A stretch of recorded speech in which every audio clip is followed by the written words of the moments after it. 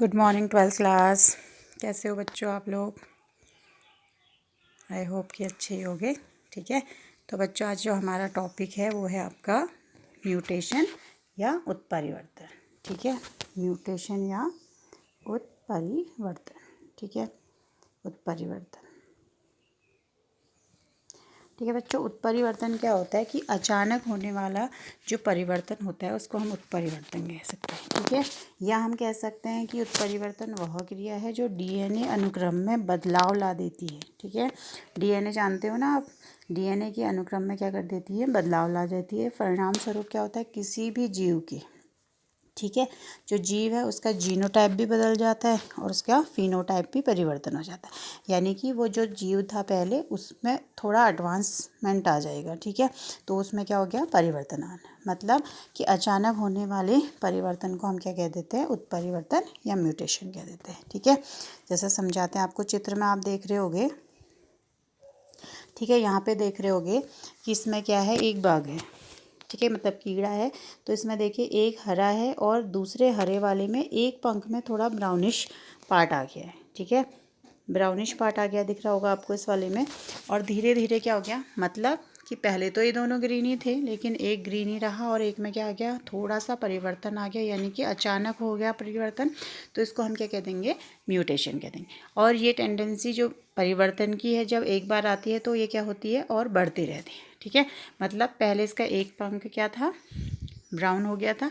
अब देखिए इधर देखिए, पूरी बॉडी ब्राउन हो गई है, थोड़ा सा यहाँ पे पंख ग्रीन रह गया, लेकिन दूसरा वाला क्या है, वैसा ही है। ठीक है, फिर क्या हो गया, जीन फ्लो, यानी कि जो ये परिवर्तन हुआ ब्राउन कलर का, वो जीन में क्या हो गया, फ्लो हो गया। ठीक है, आनुवांशिकता पढ़ी है ना आपने, कि क्या होता है, पैतृक गुणों का किस में जाना, संतति में जाना क्या कहलाता है, हमारा जीन फ्लो कहलाता है। ठीक है, मतलब आनुवांशिक गुण पैतृक से कहाँ जाते हैं, संतति में जाते हैं। ठीक है, तो ये जो गुण इसने क्या करा है, अभी अडॉप्ट करा है उत्परिवर्तन के कारण ब्राउन कलर का। तो ये क्या हो रहा है, देखिए इस समष्टि में क्या हो रहा है, पहले एक ही ब्राउन था। ठीक है, और फिर धीरे धीरे क्या हो गया, इधर से भी यहाँ पे ब्राउन आ रहे हैं, और जो ब्राउनों की संख्या है वो किससे बढ़ गई है, ग्रीन से बढ़ गई है। यानी कि जो ये उत्परिवर्तन था इसने क्या करा, ग्रीन वाले कलर के जो कीड़े थे उनमें कमी ला दी और ब्राउन जो कलर के कीड़े थे उसमें वृद्धि ला दी। ठीक है, तो क्या हुआ, पहले ये कीड़े कैसे थे, ग्रीन कलर के थे, हरे कलर के थे, तो इसमें क्या हुआ, अचानक उत्परिवर्तन आ गया। ठीक है, जिसकी वजह से इसके पंख का कलर बदला और धीरे धीरे इसकी बॉडी का कलर बदला। ठीक है, और ये किससे आ गया, पैतृक से फिर किस में आ गया, अपने संतति में आ गया। ठीक है, तो इसी तरीके से फिर क्या हो रहा है कि यहाँ देखिए आप, पहले इतने हरे थे, फिर 3 ही रह गए और बाकी सारे क्या हो गए, ब्राउन हो गए।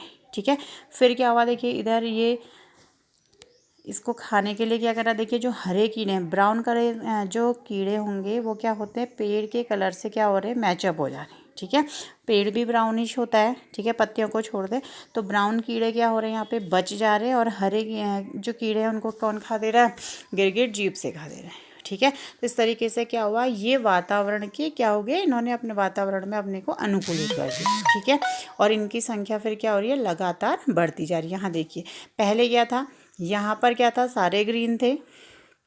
ठीक है, फिर से दिखा देते हैं आपको। पहले क्या हुआ कि यहाँ पर एक पंख ब्राउन हुआ, फिर इसकी धीरे धीरे बॉडी ब्राउन हुई, तो ये क्या हो गया, परिवर्तन हो गया। और यहाँ देखिएगा आप, ग्रीन जो कीड़े हैं उनकी संख्या ज़्यादा है, ब्राउन केवल यहाँ पर एक था, और धीरे धीरे क्या हो गए, बहुत ज़्यादा ब्राउन हो गए, और यहाँ पर ग्रीन को इन्होंने क्या कर दिया, रिप्लेस कर दिया। ठीक है, अब क्या हो रहा है कि देखो, प्रकृति उसी का चुनाव करती है। आपने 10th में डार्विन लॉ पढ़ा है कि जो योग्य होगा प्रकृति उसका ही चुनाव करती है। ठीक है, यहाँ देखिए ग्रीन क्या है, ब्राउन की अपेक्षा ज़्यादा डार्क दिख रहे हैं, मतलब तो गिरगिट क्या कर रहा है, इनको खा ले रहा है, और ब्राउन ने क्या करता है, प्रकृति में अपना अनुकूलन कर दिया, और प्रकृति ने उसका क्या कर दिया, नेचुरल सिलेक्शन कर दिया। ठीक है, तो ये जो कीड़े हो गए, ये क्या हो गए, ब्राउनिश होने की जो टेंडेंसी है वो क्या होगी, इसमें बढ़ गई, क्योंकि यहाँ पे जो उत्परिवर्तन हुआ था छोटा सा, वो कैसा हो गया, पैतृक से संतति में आ गया, तो ये क्या हो गया, यहाँ पर उत्परिवर्तन हो गया। ठीक है, तो उत्परिवर्तन क्या हुआ, उत्परिवर्तन वह क्रिया है जो डीएनए के अनुक्रम में बदलाव ला देती है, जिसके वजह से जीनोटाइप तो बदला ही बदला, लेकिन उसकी जो काया है, फिनोटाइप मतलब जीन, मतलब क्या हुआ, जीन के अंदर के हिस्से में जो पैतृक गुण होते हैं संतति में जाते हैं, वहाँ पे तो परिवर्तन हो ही गया। ठीक है। लेकिन अब वो दिखने में भी परिवर्तन हो रहा है, फिनोटाइप में भी परिवर्तन हो रहा है, तो वो काया भी उसकी क्या हो गई है, बदल गई। ठीक है, तो उत्परिवर्तन क्या हुए, अचानक होने वाले परिवर्तनों को हम क्या कह देते हैं, उत्परिवर्तन कह देते हैं। ठीक है, अब जो उत्परिवर्तन होते हैं, देखिए एक तो क्रोमोसोमीय उत्परिवर्तन होते हैं। क्रोमोसोमीय मतलब कि जैसे हमें, आपको पता है कि हमें कितने क्रोमोसोम होते हैं, 44 प्लस एक्स और वाई। ठीक है, यानी कि जो 22 जोड़े हैं वो तो ऑटोसोम होते हैं, और 2 कैसे होते हैं, सेक्स कैरेक्टर होते हैं। ठीक है, एक्स वाई। तो ये क्या हो रहा है कि अगर इसके एक सेट में कमी या अधिकता हो जाए, ठीक है, तो ये क्या हो जाएगा आपका क्रोमोसोमीय विकार। अब इसको हम आगे पढ़ेंगे। और दूसरा जो आप चित्र में यहाँ पे देख रहे हैं, ये है आपका डीएनए में परिवर्तन के कारण उत्परिवर्तन, यानी कि इसको बोलेंगे हम बिंदु परिवर्तन। ठीक है, बिंदु उत्परिवर्तन। यहाँ पे देखिए डीएनए का जो स्ट्रक्चर होता है इस तरीके से लगा होता है, रस्सीनुमा स्ट्रक्चर होता है, और इसमें बेस लगे रहते हैं। ठीक है, जैसे आप यहाँ पे देख रहे हैं, ए लिखा है, ए के सामने टी लिखा है, सी लिखा है, फिर सी के सामने जी लिखा है। ठीक है, दिखा देते हैं आपको। ए के सामने क्या लिखा है, टी लिखा है, ठीक हो गया, और ग्वानिन के सामने क्या लिखा होगा, जी लिखा होगा। ठीक है, तो आगे के चैप्टर में है ये आपका एडेनिन के सामने हमेशा थायमिन होता है, साइटोसिन के सामने क्या होता है, ग्वानिन होता है। इस तरीके से ये क्रम में क्या होते हैं, लगे रहते हैं। ठीक है, तो इनके क्रम में क्या हो गया, अगर चेंजेज आ गए तो ये क्या कहलाएगा, आपका बिंदु परिवर्तन कहलाएगा। ठीक है, बिंदु परिवर्तन कहलाएगा। तो जो उत्परिवर्तन हो गए वो क्या हो गए, 2 प्रकार के हो गए, एक तो क्रोमोसोमीय उत्परिवर्तन, दूसरा क्या हो गया आपका जीन के लेवल पे होने वाला बिंदु उत्परिवर्तन। ठीक है, नेक्स्ट देखते हैं हम। ये भी क्या है, देखिए इसमें क्या हो रहा है कि पूरा ही सेट, यहाँ देखिए आप, एक ये है डीएनए का स्ट्रक्चर, क्रोमोसोम का स्ट्रक्चर। ठीक है, क्रोमोसोम में डीएनए होते हैं, तो ये क्या है, एक क्रोमोसोम है, ये दूसरा क्रोमोसोम है, यानी कि ये क्रोमोसोम 9 है और ये क्रोमोसोम 22 है। ठीक है, इन दोनों में क्या हो गया है, एक्सचेंज हो गया है। तो ये क्या हो गया, जो 9 वाला क्रोमोसोम है, 22 का हिस्सा टूटकर इसमें जुड़ गया। ठीक है, तो क्रोमोसोम क्या कर रहे हैं कि आपस में क्या कर रहे हैं, टूट फूट जा रहे हैं और एक दूसरे से जाकर क्या हो रहे हैं, जुड़ जा रहे हैं। तो ये क्या हो गया, पहले ये जो 9 क्रोमोसोम था, फिर से देख लीजिए। ठीक है, इसकी लंबाई क्या है, लंबा है, और इसमें लिखा है क्रोमोसोम 9।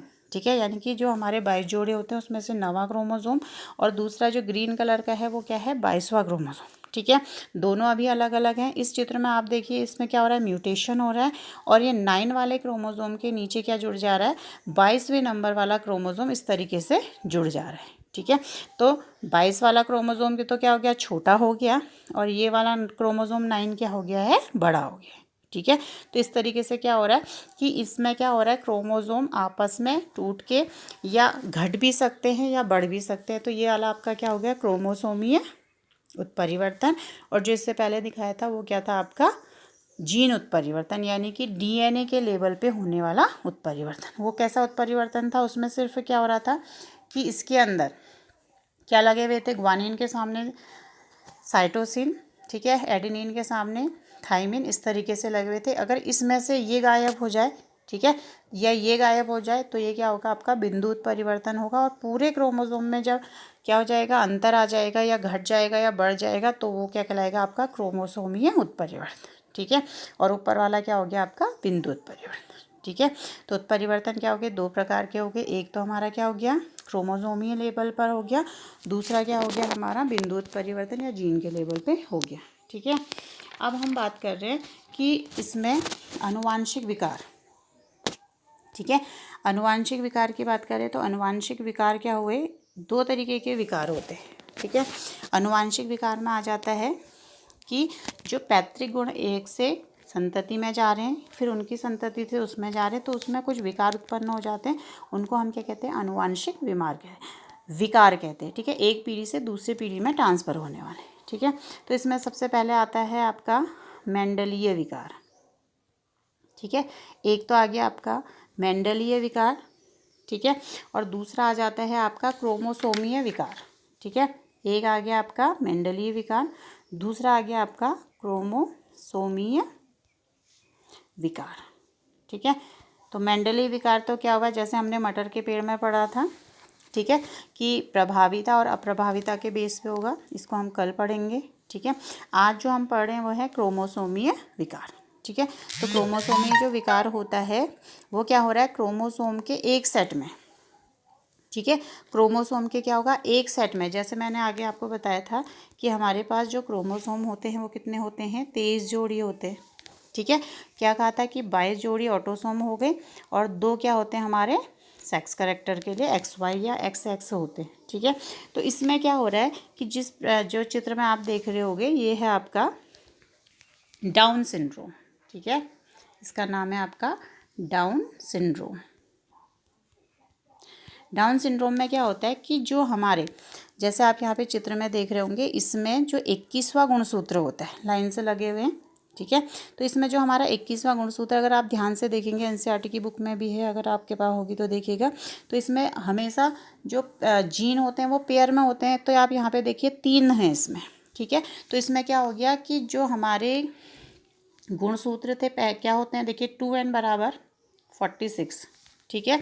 तो इसमें क्या हो रहा है कि जो 21वां क्रोमोसोम था हमारा, उसमें एक एक्स्ट्रा आ गया है, ठीक है। एक एक्स्ट्रा आने का मतलब क्या हो गया, 2n+1, ठीक है। तो संख्या कितनी होगी, 2n का मतलब 46 है, 1 जोड़ दो तो कितना हो जाएगा आपका 47, ठीक है। तो जब हमारे गुणसूत्रों की संख्या क्या होगी, 47 होगी, तो यहाँ पर कौन सा जो सिंड्रोम आ गया वो क्या आ गया, डाउन सिंड्रोम आ गया, ठीक है। ये ऑटोसोमल लेवल पे हो रहा है, ठीक है। कौन से गुणसूत्र पे कहा मैंने, 21वें गुणसूत्र की एक और प्रति आ जाती है, 21वें, ठीक है। 21वें गुणसूत्र में क्या हो रहा है, एक अतिरिक्त प्रति के आ जाने से क्या हो जाता है, डाउन सिंड्रोम हो जाता है, ठीक है। तो जो डाउन सिंड्रोम था वो लैंगडम डाउन ने दिया था, इसलिए इसका नाम क्या हो गया आपका, डाउन सिंड्रोम, ठीक है। नाम डाउन है, लेकिन इसमें जो गुणसूत्रों की संख्या क्या होती है, 2n+1। 2n का मतलब क्या हो गया, 46 + 1 = 47, ठीक है। तो इसमें जो लक्षण होते हैं वो देखिए, जैसे बच्चे को दिख रहा है आपका, इसमें एक तो जन्मजात हृदय रोग होगा, ठीक है, माथा चौड़ा होगा, ठीक है। और अंगुलियों पे क्या होता है, जैसे हमारे अंगुलियों में पाँव में रेखाएं होती है, इसमें केवल एक रेखा ही होती है, ठीक है। और इसका जो माथा है वो चौड़ा है, और ये मानसिक रूप से क्या होते हैं, ये बच्चे कमज़ोर होते हैं, ठीक है।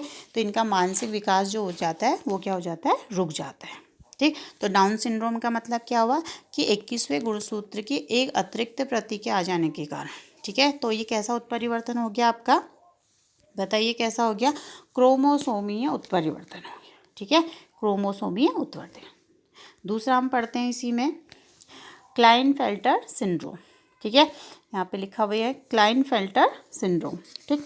तो इसमें क्या होता है, ये सेक्स लिंकेज क्रोमोसोम की वजह से होता है, यानी कि इसमें क्या हो रहा है कि जो एक्स की प्रति है, जैसे आप फीमेल के लिए क्या लेते हैं, 44 + XX लेते हैं, ठीक है।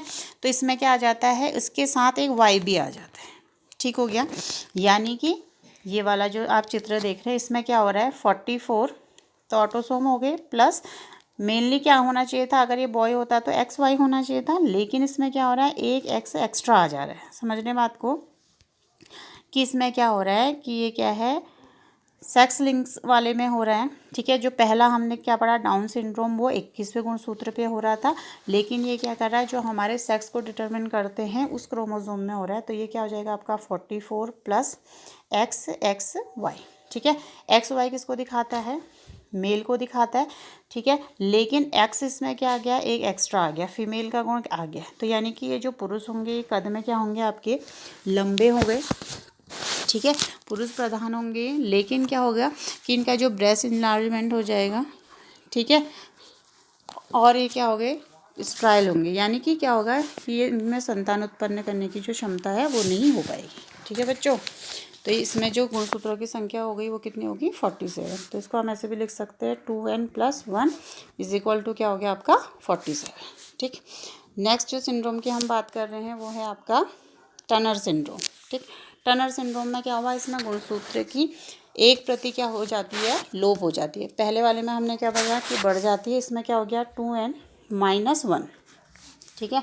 2n आप समझ गए होंगे, 46 - 1 = क्या हो जाएगा, ये 45, ठीक है। तो यानी कि ये जो हम अगर इसको शो करेंगे तो कैसे शो करेंगे, देखिएगा ये कैसे हो जाएगा आपका 44 + X, यानी कि 45 हो गए। तो ये क्या हो गया आपका 0 हो गया, ठीक है। तो इसलिए इसकी जो संख्या हो गई वो कितनी होगी, 45 हो, ठीक। तो ये क्या होती है, गर्ल्स होती है, लेकिन इनके जो हमारे अंडाशय होते हैं ऐसे लड़कियों के, वो विकसित नहीं होते हैं, तो ये कभी भी मां नहीं बन पाती। ठीक है बच्चों। तो टनर सिंड्रोम का मतलब क्या हो गया, 2n = 45। और क्लाइनफेल्टर सिंड्रोम का मतलब एक क्रोमोसोम की एक्स्ट्रा प्रति का आना, वो क्या हो गया आपका 47। ठीक हो गया, समझ गए इतना। तो ये जो हमने आज पढ़े वो क्या थे, क्रोमोसोमीय विकार थे। ठीक है, कल हम मेंडलीय विकार पढ़ेंगे। ठीक है बच्चों, तो आज के लिए इतना ही। Thank you.